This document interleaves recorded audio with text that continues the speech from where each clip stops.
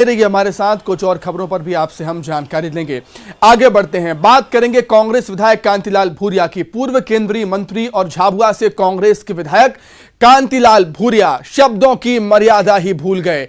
अलीराजपुर में मीडिया से बात करते हुए कांतिलाल भूरिया बीजेपी सांसद गुमान सिंह डामोर पर बरस रहे थे, लेकिन इस दौरान कांतिलाल भूरिया अब शब्दों का इस्तेमाल कर बैठे और गुमान सिंह डामोर को पापी तक उन्होंने कह दिया। क्या कुछ कहा कांतिलाल भूरिया ने, सुनिए पहले।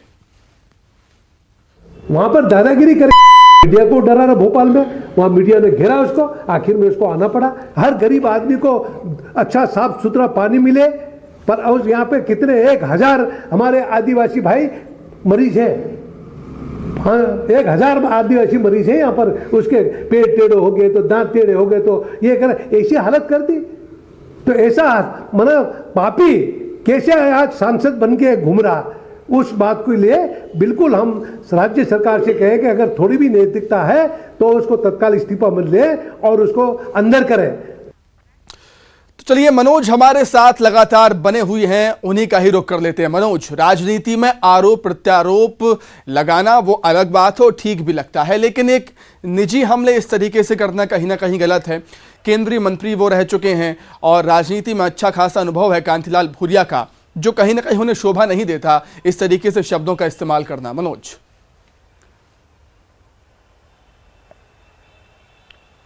जी बिल्कुल सुमित, क्योंकि शब्दों की एक मर्यादा राजनीति में होती है और ऐसे में यदि इतने वरिष्ठ कांग्रेस के नेता कांतिलाल भूरिया इस तरीके की बात करते हैं और एक सांसद को लेके उनकी तरफ से इस तरीके की टिप्पणी की जाती है जिसमें अपशब्दों का इस्तेमाल उनके लिए किया गया है, ऐसे में कहीं ना कहीं ये राजनीतिक लिहाज से ठीक नहीं हो। यही कारण है कि अब उनकी इस टिप्पणी की जो है वो निंदा भी की जा रही है। बीजेपी के नेताओं का कहना है कि इस तरीके की भाषा का इस्तेमाल नहीं करना चाहिए। हालांकि डामोर पे जिस तरीके के गंभीर आरोप घोटाले को लेकर लगे हैं, वो मामला भी जो है वो कोर्ट के निर्देश पे उसमें FIR दर्ज करने की बात भी कही गई थी। जब मीडिया ने बीजेपी कार्यालय में जब डामोर पहुंचे थे तो उनसे भी कई तरीके के सवाल किए गए थे, लेकिन वो मीडिया के कैमरे को देखते हुए बचते हुए भागते हुए नजर भी आए थे। न्यूज़ 18 ने भी उनसे सवाल पूछा था, लेकिन वो कैमरे से छुपकर भागते हुए नजर आए थे। तो ऐसे में डामोर भले ही इस पूरे मामले से मीडिया से बच रहा हो, लेकिन दूसरी तरफ सियासत इसी बात को लेकर अब शुरू हो गई है कि एक सांसद के खिलाफ भ्रष्टाचार के आरोप है, ऐसे में जो कार्रवाई होनी चाहिए वो नहीं मध्य प्रदेश में की जा रही है और कांग्रेस ने इसी मुद्दे को अब जो है उठाया है और कांतिलाल भूरिया की तरफ से जरूर आदिवासियों के अपमान, आदिवासियों के सम्मान जैसे शब्दों का इस्तेमाल किया जा रहा है, लेकिन इससे उलट जो है उन्होंने जिस तरीके की बातें जो है डामोर ठीक है मनोज, बीजेपी कांग्रेस का क्या कुछ कहना है इसको लेकर वो भी हम जानेंगे। कांग्रेस की तरफ से अजय सिंह यादव जी हमारे साथ जुड़ गए हैं फोन लाइन पर और बीजेपी से आशीष अग्रवाल जी हमारे साथ जुड़ गए हैं। आप दोनों का बहुत स्वागत करता हूं। पहले मैं सवाल करूं उससे पहले आप सुन लीजिए, आप दोनों सुन लीजिए कि कांतिलाल भूरिया ने आखिर कहा क्या। वहां पर दादागिरी कर मीडिया को डरा रहा भोपाल में, वहां मीडिया ने घेरा उसको, आखिर में उसको आना पड़ा। हर गरीब आदमी को अच्छा साफ सुथरा पानी मिले, पर उस यहाँ पे कितने 1000 हमारे आदिवासी भाई मरीज हैं। हाँ, 1000 आदिवासी मरीज हैं यहाँ पर। उसके पेट टेढ़े हो गए तो दांत टेढ़े हो गए तो ये कर ऐसी हालत कर दी। तो ऐसा मना पापी कैसे आज सांसद बन के घूम रहा, उस बात को लिए बिल्कुल हम राज्य सरकार से कहें कि अगर थोड़ी भी नैतिकता है तो उसको। तो आप दोनों ने सुना कि क्या कुछ कहा कांतिलाल भूरिया ने। अजय सिंह यादव जी, सबसे पहले मैं आपके पास ही आना चाहूंगा। हम सब जानते हैं अजय जी कि एक राजनेता की छवि जनता के बीच में उसके बयानों और भाषण के आधार पर बनती है। सीनियर लीडर हैं कांग्रेस के, आपको नहीं लगता ऐसे शब्दों का इस्तेमाल उनको नहीं करना चाहिए? अजय जी,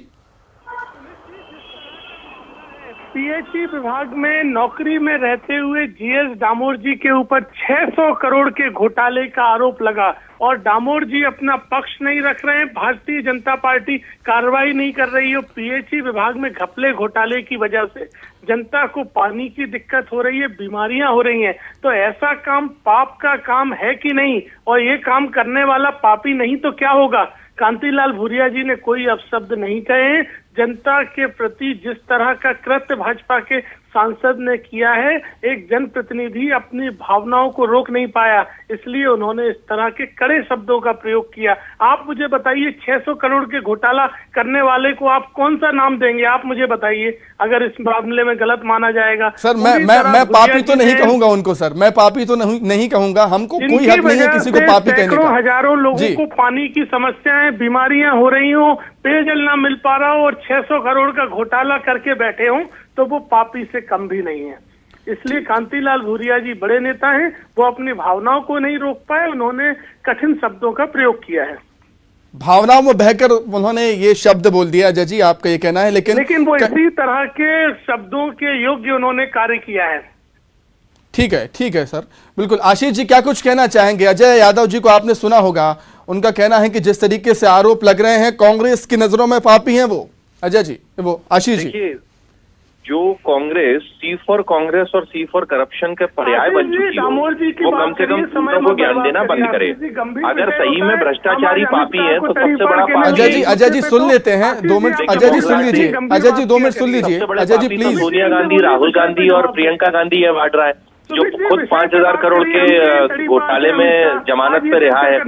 दूसरी बात, भूरिया जी की जबान तो आपने देखा होगा, एक मंच से मुझे वो वीडियो भी याद आता है जब वो राहुल गांधी को राहुल गांधी का पुत्र करके संबोधित कर रहे थे, तो उनकी तो जुबान मुझे लगता है कि वैसे भी नियंत्रण में रहती नहीं है। अब ये सब बुजुर्ग हो चुके हैं। भाजपा के प्रवक्ता क्यों मुंह चुरा रहे हैं? बताइए ना, डामोर जी के घोटाले पे आप क्या कहना चाहते हैं? वो देंगे सर, जवाब देंगे। अजय जी सुन तो लेते हैं क्या कहना है आशीष जी का। उनसे भ्रष्टाचार को लेकर भी, आरोप को लेकर भी उनसे जवाब ले लेंगे अजय जी। पहले आशीष जी क्या कुछ कह रहे हैं सुन लेते हैं। आशीष जी अपनी बात पूरी कर लीजिए आप।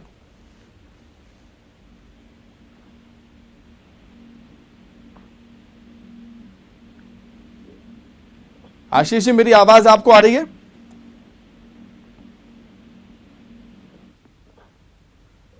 तो लगता है हमारा संपर्क आशीष जी से नहीं हो पा रहा। अजय जी आप मुझे सुन पा रहे हैं क्या? जी बोलिए। जी अजय जी, आप जब बात है आरोपों की तो भ्रष्टाचार के आरोप लग रहे हैं, लेकिन बात यह भी तो है कि अभी आरोप अभी सिद्ध नहीं हुए सर।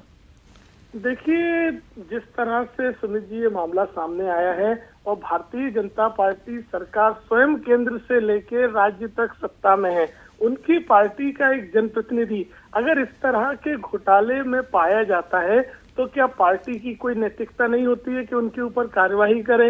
अगर आरोप सिद्ध हो जाएगा तो उसके बाद तो उन्हें वैसे भी जेल जाना पड़ेगा, सजा भुगतनी पड़ेगी। तो नैतिकता नाम की चीज क्या होती है जिससे जांच प्रभावित ना कर सकें? आप सत्तारूढ़ पार्टी के सांसद हैं, आप प्रभावित कर सकते हैं, सबूतों को मिटा सकते हैं, तो कम से कम पार्टी ऐसे व्यक्ति पे कार्रवाई अजय जी, लेकिन कहीं ना कहीं भाषा की मर्यादा तो रखनी चाहिए ना सर। भाषा की मर्यादा तो बनी रहनी चाहिए सर। बहुत धन्यवाद आपका जुड़ने के लिए। आशीष जी आपका भी बहुत शुक्रिया हमसे जुड़ने के लिए और तमाम बातचीत के लिए।